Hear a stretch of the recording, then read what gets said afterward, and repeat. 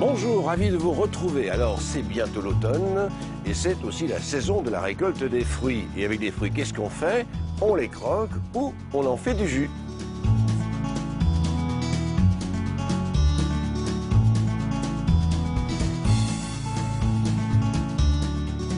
Depuis 300 ans, la famille de Maximilien Petit est propriétaire de cette magnifique ferme qui se situe à Upigny, c'est tout près de Aiguezé. Et Maximilien Petit, lui, il est arboriculteur passionné et passionnant. Bonjour. Bonjour. Alors, Maximilien, vous êtes dans le monde du fruit, ici à Upigny, superbe ferme évidemment, familiale, Ouais. dans laquelle vous êtes né pratiquement. Ouais, pratiquement, tout à fait. On peut dire, j'y vis depuis tout petit, dans mes fruits, plongés dans la culture autour de la ferme. Alors évidemment, on connaît cette ferme pour la production du foie gras qui est liée à la marque Upignac, évidemment, qui a donné le nom, dont votre papa était le pionnier, un des pionniers, on peut le dire. Le créateur du nom, oui. Voilà. Voilà. Et vous, ça vous a pas tenté de continuer l'entreprise familiale originelle de production de foie gras? Malheureusement non pour mon père. J'étais, on va dire, un fou de fruits. Donc du début à la fin, je suis dans les fruits. Voilà. Donc, si j'ai bien compris, on a remplacé les canards et les oies par les pommes et les poires, mais aussi toute une série d'autres fruits dont on a un petit peu détaillé tout ce que... Voilà, on a agrémenté la gamme, on va dire. Oui. Donc j'ai commencé à mon arrivée vers 2000. Il y avait les poiriers étaient là, plantés par ma famille avant. Oui. Et puis moi j'ai planté les cerisiers. Oui. Avec un projet innovant sous couverture plastique, donc protéger la pluie. Ah, oui, oui. Parce que le souci, souvent quand il pleut, les cerises éclatent et on ne sait plus les vendre. Ouais. Puis alors, comme vous ne trouviez pas assez d'espace ici autour de vous dans les 200 hectares familiaux, il fallait aller faire un petit tour en Tchéquie. Oui, c'est tout à fait. J'ai fait 3-4 ans le suivi de la production, pommes, poires, cerises. Et là on faisait du gros volume pour les grandes surfaces. Et puis un retour aux sources. Retour aux sources, finalement, on a envie de revenir, reprendre place. De voir les clients de face. Votre père, il vous a accompagné dès le départ ou... Oui, toujours à fond derrière, ou parfois devant. Il faisait les deux.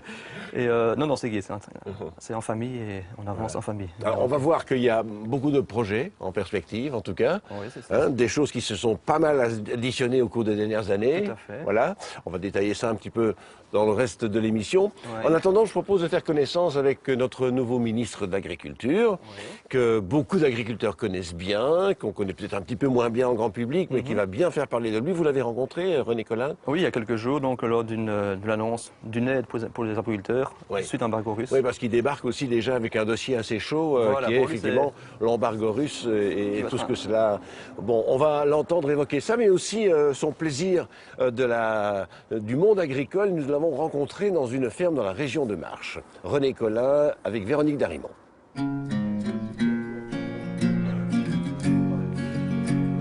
Nous sommes à Roye. Le ministre nous a donné rendez-vous chez Guy Poirière, un agriculteur qu'il connaît depuis très longtemps.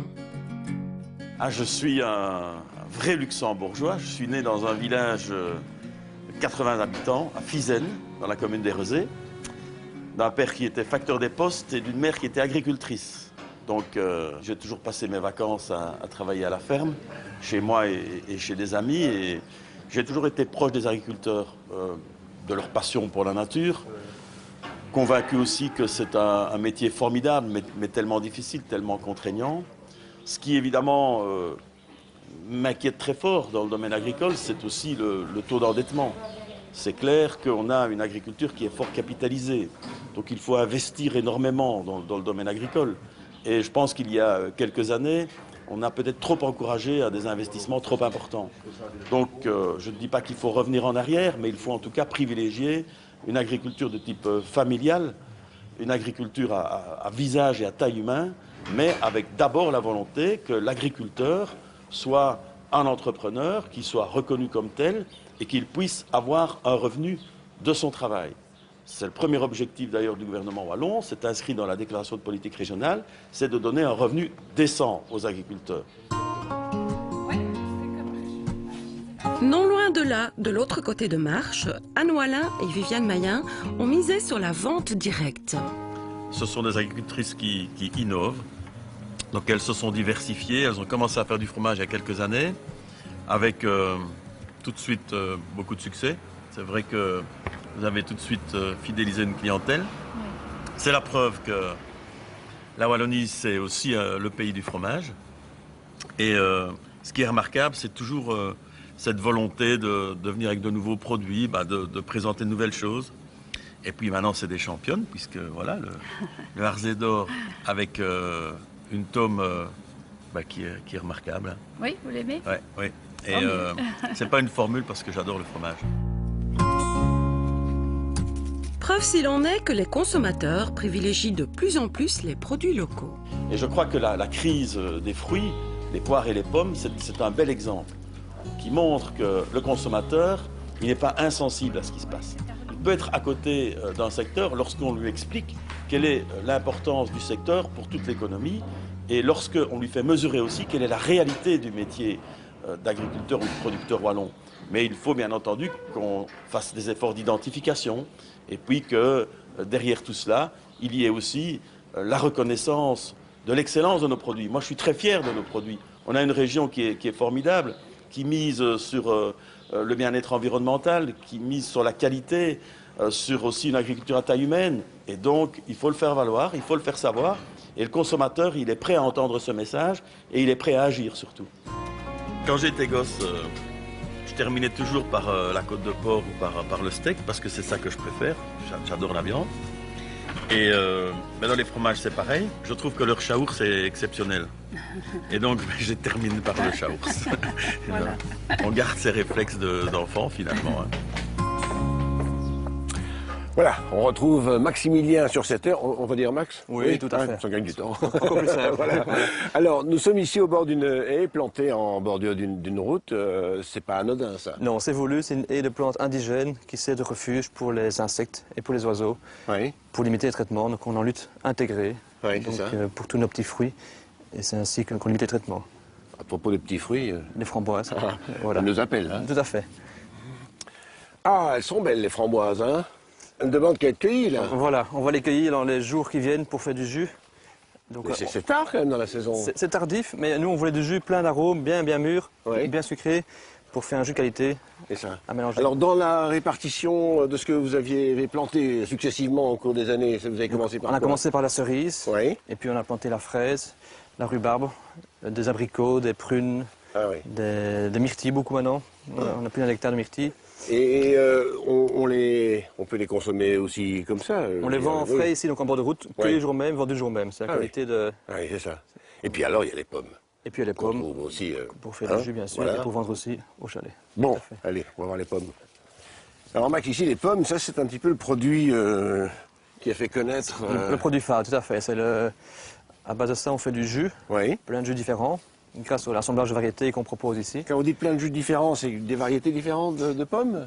Oui, tout à fait. On mélange variétés, différentes proportions, pour avoir des jus plus acides, plus sucrés, plus aromatisés. Encore un tout petit peu, toujours au stade laboratoire, on recherche des choses? On peut dire ça, au stade laboratoire, oui, on essaye, on s'amuse en essayant, et on attend la réaction des clients, et en fonction de ça, on propose. Et vous êtes encadré, vous êtes entouré de conseils? On est entouré, j'ai des consultants, et puis aussi les clients qui sont mes références, on va dire, phares. Et puis vous travaillez avec le CRA là, et le CRA Jean Blou qui me propose des pommiers que j'ai plantés ici, répondant à mes souhaits, et qu'on occupe à tester. Alors, bon, la pomme, évidemment, excellent le jus, mais la pomme... On la vend ici, on la vend ici à nos chalets, en bord de route. Boutique là derrière, tout à fait, c'est bien ça. Et là, les clients peuvent choisir la pomme qui convient pour la compote, pour les tartes, pour les jus, pour la table. Et c'est bientôt la récolte. Hein, tout à fait. Presque prête là. Voilà. Bon, Max, c'est pas à vous que je dois le dire, le métier d'arboriculteur n'est pas un métier facile, il faut tenir compte de la saison, du climat, préparer également l'année suivante puisque c'est une rotation permanente. On va voir tout ça avec Véronique Darimont. La Belgique fournit 15% de la production européenne de poires, tandis que le volume de pommes produites chez nous ne représente que 3% en Europe.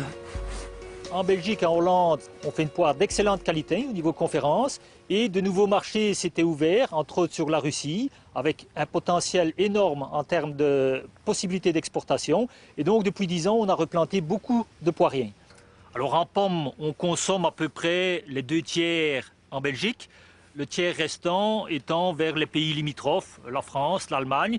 Et nous avions également un marché vers la Russie. Ce marché est perdu pour cette année. Mais la production de l'année prochaine est déjà présente sur les arbres, c'est-à-dire que les boutons pour la récolte de l'année prochaine sont présents. Et donc ce sera à l'hiver, lorsque la chute des feuilles sera terminée, qu'il faudra bien observer les arbres et la taille se fera en fonction de la quantité de boutons qui sont présents. Si les conditions climatiques ont été très bonnes lors de la floraison, vous pouvez avoir éventuellement trop de fruits et alors, début juillet, nous passons manuellement pour enlever tous les fruits excédentaires. Nous savons que pour obtenir des fruits de qualité, il faut laisser plus ou moins sur des arbres comme ceci 150 fruits sur un arbre. Donc c'est tous des travaux qui se font dans le courant de l'année et qui fait que finalement les fruits coûtent quand même pas mal d'argent dans ce sens où c'est énormément de travaux qui se font tous manuellement. On chiffre à 17 000 € le coût en moyenne par an et par hectare. Le climat, les maladies, les insectes ajoutent d'autres difficultés. Le producteur doit combattre plus ou moins, je dirais, une vingtaine de ravageurs différents, donc dont les insectes acariens. Et puis vous avez, ça c'est un fléau, et puis vous avez les maladies qui sont plutôt les champignons. Les champignons, les virus, etc. Et la maladie principale, qu'est la tavelure, est un champignon. Elle est liée directement à la pluviométrie. Et donc à chaque pluie, on a toujours un risque. Et donc le producteur doit maîtriser ce risque. Et c'est là que le rôle d'avoir des appareils comme des stations météo et des logiciels qui nous permettent de déterminer est-ce qu'il y a une réelle infection ou pas, nous permet d'aider le producteur à, je dirais, lutter contre cette maladie. Donc ici, vous voyez le dégât du ver des pommes et des poires. Il y a des excréments qui ressortent de ces galeries. Et alors, quand on regarde un petit peu plus à l'intérieur, voilà ce qu'on appelle le carpocaps, le ver des pommes et des poires qui a été donc vraiment au cœur du pépin. En fait, le producteur va placer un piège comme ceci pour 4 ou 5 hectares. Et chaque semaine, son rôle, lui, c'est d'aller relever ces pièges chaque semaine.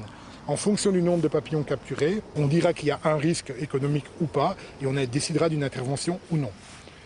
Donc le producteur fait attention, bien sûr, à ce qu'il fait dans ses traitements. Donc ça, c'est aussi mon rôle de lui conseiller tel produit peut être dangereux, quels que soient des produits naturels ou des produits chimiques. Ensuite, on doit aménager les environnements de la parcelle par des bandes enherbées, mais également, par exemple, on oblige à mettre des nichoirs à oiseaux de façon à avoir en permanence des mésanges ou des gobe-mouches ou d'autres espèces, je dirais, qui viennent alors à ce moment-là nous aider à lutter contre les chenilles printanières, par exemple. En plus des caprices du climat, le destin des producteurs est donc très dépendant des fluctuations du marché mondial. La Russie, après les États-Unis, constitue le deuxième importateur pays tiers de produits européens. Ça veut dire qu'on est très dépendant finalement de ces acheteurs-là. Et bon, on voit les conséquences maintenant. Donc, notre demande, c'est qu'à l'avenir, on essaye de diversifier bien davantage la panoplie, je veux dire, d'acheteurs potentiels hors Union européenne.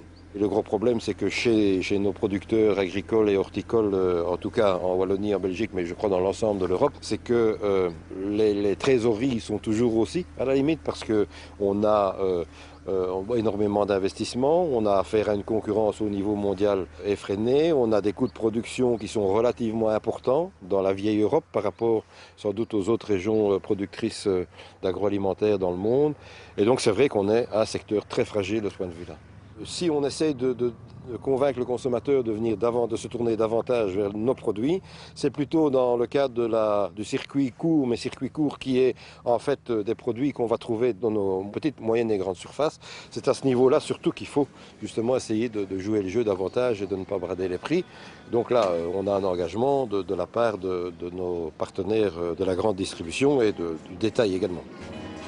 Nous sommes donc allés voir dans les grandes surfaces comment cela se passe pour le moment. On a décidé de faire une première action avec des petites caissettes de 2 kg de poire. C'est un one-shot en fait, mais qui a directement fait à peu près 160 tonnes de poire qui partaient d'un coup, quoi. Allez, la semaine passée, je pense que ça a été la semaine historique au niveau des ventes de poire. On a envoyé des pallocks de poire en magasin afin de sensibiliser nos clients à acheter de la production belge. On a vu ces derniers temps une grande hausse des ventes de poires au niveau du volume du vente. Direction une moyenne surface franchisée. Là, on attend quelque part un peu une réaction de nos franchiseurs pour avoir un gros soutien derrière nous et communiquer, parce que la réaction, j'ai le sentiment que la réaction ne vient pas directement du consommateur. Nous allons prendre contact avec des fournisseurs locaux, les plus locaux possibles évidemment, et promouvoir leurs produits avec leur soutien. Et ici, en l'occurrence, je pense que le producteur aura quand même un bon prix pour son produit et que le consommateur aura un très très bon prix pour lui. Donc l'un dans l'autre, je pense que tout le monde sera gagnant. Madame, monsieur, bonjour, une petite dégustation de petites pommes, je vous en prie. Voilà. S'il vous plaît, madame. Quant à la question d'un soutien éventuel du prix aux producteurs suite à des circonstances exceptionnelles... Je pars du principe que tout le monde doit gagner sa vie, donc s'il me fixe un prix, je ne vais pas aller demander à un autre producteur s'il me fait 10 centimes en moins sur le kilo de pommes. Je vais regarder avec lui si le prix qu'il me donne semble être juste pour lui. On va travailler sur base de ce prix-là et on fera le meilleur prix qu'on peut pour les clients. Une garantie de prix, vous savez, ça peut aller dans les deux sens. Si le marché en Russie se débloque, moi je bloque un prix et le marché se débloque, ben, le producteur va être perdant. Non, on se base vraiment sur le prix de la vente au cadran. Mais pourquoi pas? On pourrait imaginer un certain montant qui est reversé automatiquement vers les producteurs pour les soutenir, entre autres. Mais ce sont encore des pistes de réflexion. Les producteurs espèrent que le soutien des consommateurs durera bien au-delà de cet hiver et s'étendra à d'autres produits wallons. Une sacrée distance là, de culture de poire. Des belles lignes de poire, oui. Ouais. Dites, la saison, c'est une saison à fruits. C'est une belle saison. L'été était très beau, le printemps encore plus beau. Ouais. Donc il y a beaucoup de fruits. Ouais. Malheureusement, qu'il y a beaucoup de fruits, le prix est moins bon. D'accord. Et alors avec l'embargo russe, Ça renforce le problème, ça complique la chose. Ah ouais, je me doute bien. Et alors j'imagine pour un producteur, la solution de sacrifier une partie de la récolte, ça tord l'estomac un peu. Ça tord l'estomac, moralement c'est dur. Ben, s'il faut le faire, on le fera comme tout le monde. Ouais, c'est ça. Mais on ne pousse pas ça à la base, malheureusement. Alors c'est quelle variété ça? Conférence. C'est un peu la classique quoi. La classique, la poire belge de top 1. Alors comment est-ce qu'on cueille une bonne poire? Comment est-ce qu'on cueille convenablement? C'est bien, bonne question. Il faut les ongles bien coupés d'abord. Oui, ça va. Sinon on abîme la peau oui. et on griffe la poire. Oui. Et puis il faut la queue complète. Donc on prend comme ceci. Voilà. Et puis on dépose doucement, dans les palox. Et pourquoi faut-il garder la queue? Sinon, si elle est cassée, oui. elles vont trouer les autres poires. Ça va se trouer et ça va pourrir dans les frigos. Et si on l'enlève intégralement Elle va sécher. La queue ici, la poire va sécher. Ok. On va conserver moins bien. Ah, ça va, j'ai compris. Voilà. Bon. Alors, comment est-ce qu'on peut savoir quand une poire est bonne pour être cueillie? Donc ici, on cueille, maintenant on sait mesurer le sucre et la dureté. Oui. Donc c'est la bonne semaine pour cueillir. Oui. On ne cueille pas les tout petites. En fait, il faut cueillir les poires que vous aimeriez bien acheter au magasin. Ah ben ça, je voudrais bien l'acheter, ça va? Ben voilà, voilà c'est une belle poire ça. Et puis on la dépose. Et puis vous déposez délicatement dans les ici, palox. Voilà, très bien. Gentiment. Bon, vous avez compris? Voilà comment il faut faire. Chez grand-maman, dans le verger, eh bien, vous cueillez la poire correctement. On se retrouve tout de suite après, et maintenant, voici l'agenda. Nous restons dans les pommes. Le crier de Modave leur fait la fête le 5 octobre. Il y aura des visites guidées du verger, des activités pour enfants, des ateliers de pressage et de cuisine, des conseils en taille de fruitiers, de la vente et de la dégustation de produits du terroir aux pommes. Ce 21 septembre, Bruxelles champêtre revient. Vous n'aurez pas assez d'une journée pour tout découvrir. La place des Palais et le Parc Royal de Bruxelles deviendront bucoliques le temps d'une journée.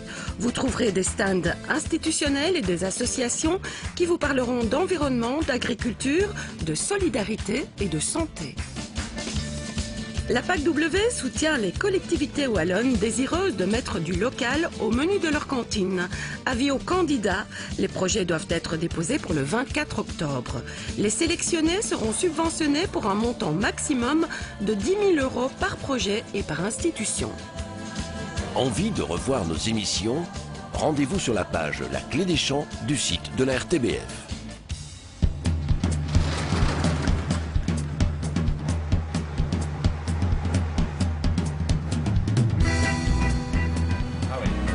On bascule dans l'eau. Oui. On remplit. déborde un petit peu là. Voilà, mais c'est un peu rapide pour vider. Oui, c'est ça. Et alors, après, comment ça se passe les différentes Après opérations? ça, donc, les pommes sont broyées, on sort en compote, en purée de pommes. Oui. Et puis elles sont pressées 4 fois en suivant Ouais. sur un tapis à bande. Et le jus coule ici en dessous. Oui. Il est filtré une fois et puis il est pompé, il va dans les cuves pour passer une petite nuit pour décanter C'est ça. avant de le pasteuriser le lendemain et l'emballer. On le pasteurise le On lendemain. le pasteurise, on le On flash attend pasteurise. d'abord un peu que le dépôt... C'est pour éviter qu'il y ait trop de dépôts dans les bouteilles. Ah, c'est ça. C'est ça, on D'accord. décompte un peu naturellement. Ok, alors ici, si j'ai bien compris, bon, c'est ce pressoir un peu pressoir, particulier. Tout à fait. C'est On mon- peut venir avec ses pommes... Voilà, on fait du pressage à façon pour tous Ouais. les particuliers à partir de 50-100 kg de fruits. Oui. Et ils repartent avec le jus le lendemain. Toutes les caisses ici, c'est les Qui viennent- particuliers qui amènent leurs pommes. Et vous avez un pressoir alors Et un pour pressoir adapté pour les gros clients, pour nos clients. Alors, Voici une petite gamme petite gamme de de nos jus. vos jus. Alors tout ça, c'est préparé pour les clients qui Voilà. ont pressé Clients le... on presse pour les particuliers. C'est ça. Ils amènent Conditionne leurs en bouteille ou pommes en... en cubi ou en poche. En poche, En voilà. poche. Et alors, la diversification, alors ça, c'est plein de C'est projets. là. mon hobby, c'est ma passion, c'est faire des nouveaux jus en mélangeant les fruits, les légumes. Donc il y a des pommes fraises, pommes cerises, Pommes cerises, pommes poires. Et puis alors, il y a des choses assez étonnantes. Pommes carottes, pommes carottes, ça c'est nouveau. Et pommes sureau, pommes sureau, pommes framboises. et alors pommes betteraves.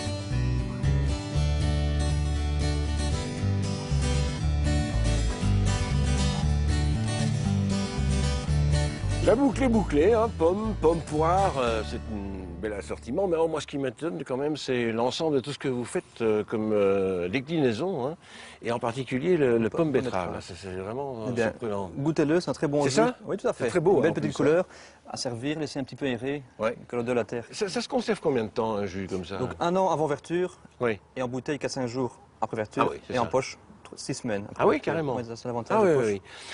C'est bon pour la santé en plus. C'est très bon. Donc on occupe un essai officiel sur la mémoire et sur les cardiovasculaires. Donc qui vont arriver, les chiffres arriveront en fin d'année. Ça, c'est étonnant. Hein. Ça se boit plutôt en apéro, ça. Plutôt en apéro ou bien en cocktail avec d'autres Ah oui, c'est ça. d'autres alcools. À chacun Ouais. trouver ses mélanges. Mais... Eh bien voilà, à votre santé, excellent, Bien. bravo en tout Santé, cas. merci. Et puis on suivra tout ce que vous avez encore à inventer, parce qu'on sent que dans votre esprit, bien, ça j'espère. tombe dans tous les sens. J'espère aussi. Et puis voilà, le message, c'est mangez des pommes et buvez des pommes. Les Russes nous les laissent, profitons-en. Merci en tout cas de nous avoir suivis et à la semaine prochaine.